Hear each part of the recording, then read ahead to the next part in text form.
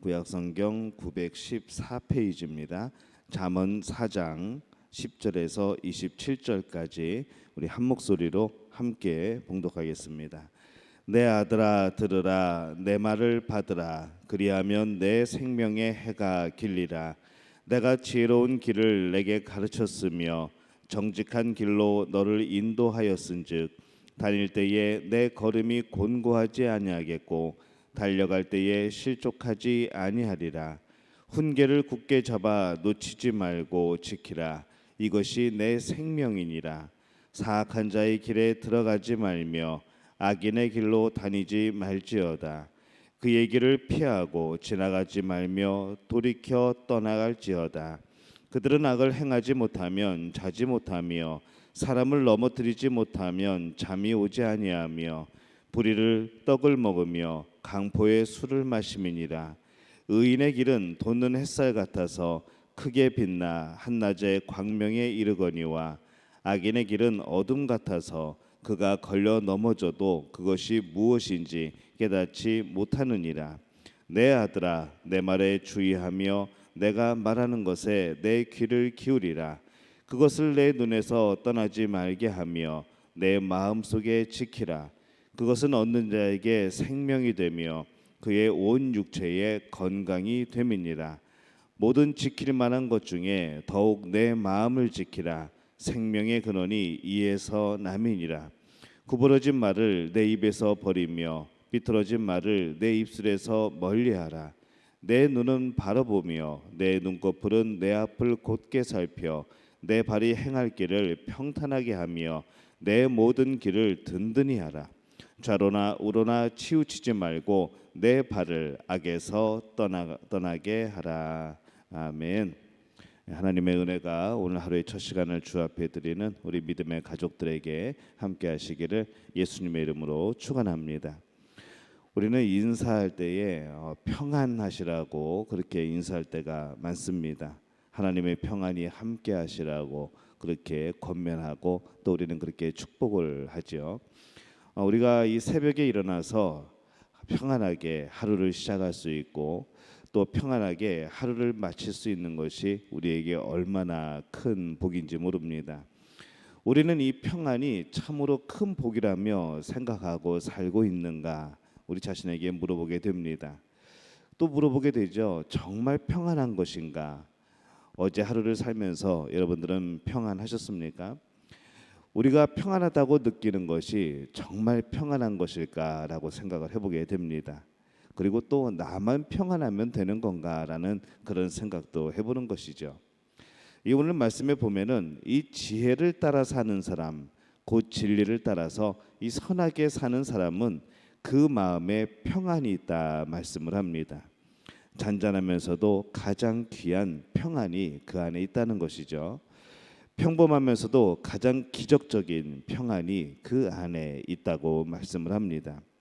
그 지혜는 평안을 가져다 준다 말씀을 합니다. 12절에 보면은 다닐 때에 내 걸음이 곤고하지 아니하겠고 달려갈 때에 실족하지 아니하리라 이렇게 말씀을 합니다. 지혜를 듣고 또 지혜를 따라 사는 사람은 다닐 때에 그 걸음이 곤란하지 않다는 그런 말씀입니다. 우리가 여기서 이 다닌다는 것은 우리의 일상의 삶을 말씀하고 있습니다. 하루를 살 때에 평안이 있다는 것이죠. 반면에 이 지혜를 따라 살지 않는 사람은 하루를 살더라도 평안이 없다는 그런 말씀입니다. 혹 편안함은 있을지 모르겠지만은 그 마음에 평안이 없다는 것이죠. 평안이 없고 아무리 우리가 평안이라고 포장하고 그렇게 살아도 그 안에는 곤란함이 있는 겁니다.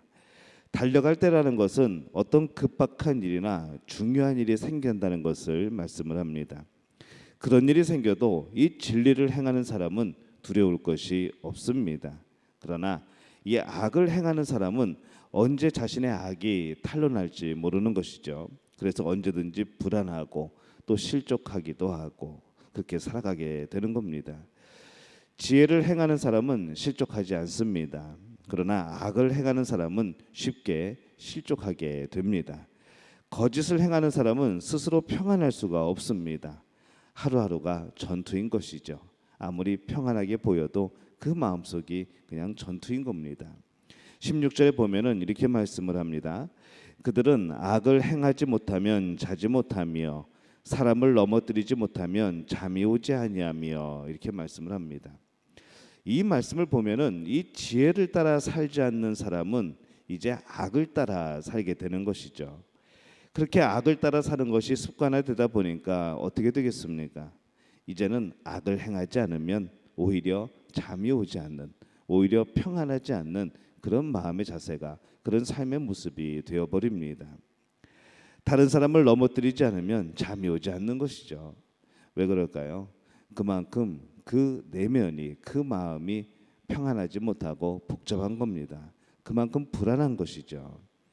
내가 누군가를 쓰러뜨리지 않으면 내가 넘어뜨림을 당할 것 같은 것, 내가 누군가에게 해코지 아니하면은 내가 그 사람에게 당할 것만 같은 그런 두려움, 그런 공포감, 바로 그런 불안한 마음이 우리 안에 있게 된다는 겁니다. 이 악을 행하는 것이 습관화되다 보면은 이제는 악을 행할 때에도 불안하고 또 그런 양심의 가책이나 이런 것들이 없어지게 됩니다. 오히려 그 악을 행하는 거에 익숙하게 되죠.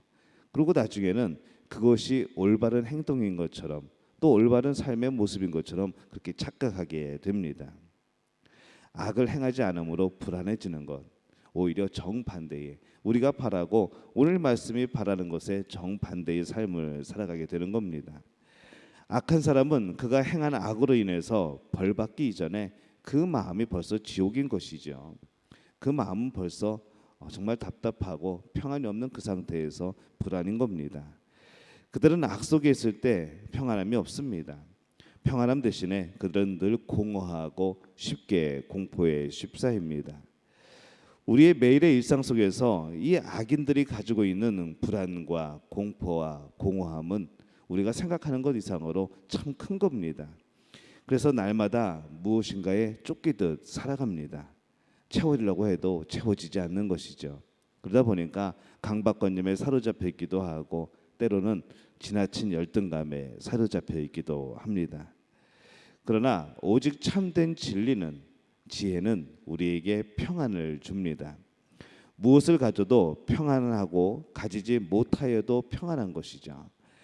진리 안에 있는 자의 평안이기 때문에 그렇습니다. 하나님이 주시는 평안이라는 겁니다. 세상이 알 수 없는 평안. 아무리 그들은 평안하다고 겉모습을 치장해도 이 하나님이 주시는 평안은 그것과 비교될 수 없는 것입니다. 영원한 안식을 미리 맛보는 평안이죠. 하나님 나라를 미리 맛보는 평안입니다. 그래서 우리가 이 마음의 평안을 누리고 하늘의 기쁨을 맛보고 또 우리가 그 마음의 평안을 지킬 필요가 있습니다. 23절에 보면은 우리가 그동안 많이 암송하고 우리가 새겼던 말씀이 있습니다. 모든 지킬 만한 것 중에 더욱 내 마음을 지키라. 생명의 근원이 이에서 남이니라. 이렇게 말씀을 합니다. 여러분 무엇을 얻고 싶습니까? 사람들이 때로는 이것저것 막 새로운 것을 얻었다고 자랑을 합니다. 그러나 우리가 무엇을 얻는 것이 진짜이고 과연 중요한 것일까 생각할 때에 오늘 말씀에 비춰보면은 그것은 바로 우리의 마음입니다. 마음을 지키는 것, 마음의 평안을 지키는 것. 대부분 사람들이 얻었다 하는 것은 대부분 물질적인 것이고 때로는 집이고 때로는 학벌이고 때로는 명예고 그렇습니다. 물론 있으면 좋지요. 없는 것보다 낫습니다. 그러나 그 모든 것은 내가 건강할 때 의미가 있습니다. 내가 육체적으로, 내가 마음적으로 건강할 때 그것이 의미가 있는 것이죠. 더 나아가서 만약에 우리가 건강하다고 할지라도 우리의 영혼이 바로 지옥에 떨어질 존재라고 한다면 그 건강이 또 무슨 의미가 있겠습니까? 우리가 볼 때에 그저 불쌍한 그런 인생이 되어버립니다. 그렇기 때문에 우리가 얻었다고 하는 것들은 먼저 우리의 영혼이 평안하다는 것을 전제로 하지 않는다면 다 무의미해집니다. 다 공허해지는 것들이죠. 그러한 것들을 얻지 못하고는 우리의 영혼이 평안한 것에 비한다면은 아무것도 아닌 게 되는 겁니다. 우리가 얻었다고 하는 것들은 결코 사람이 아닙니다. 그것들은 결코 내 자신도 아닙니다. 그것을 얻는다고 내가 어떻게 되는 것도 아니라는 것이죠. 우리가 생각하는 이 평안 외에, 하나님 주시는 평안 외에 우리에게 얻어주는 것이 나를 대변할 수 없다는 겁니다. 사람의 겉모습은 어떻게 치장할 수 있어도 그 사람의 영혼과는 무관하게 됩니다. 그렇기 때문에 그 모든 것보다 무엇을 지켜야 하는가?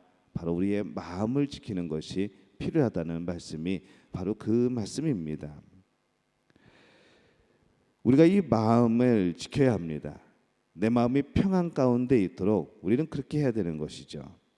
내 마음의 평안을 얻어서 내 영혼이 살아있다는 사실에 감사하게 되고 내 영혼이 살아 움직이는 것이 더 중요한 겁니다. 여러분 평안하십니까?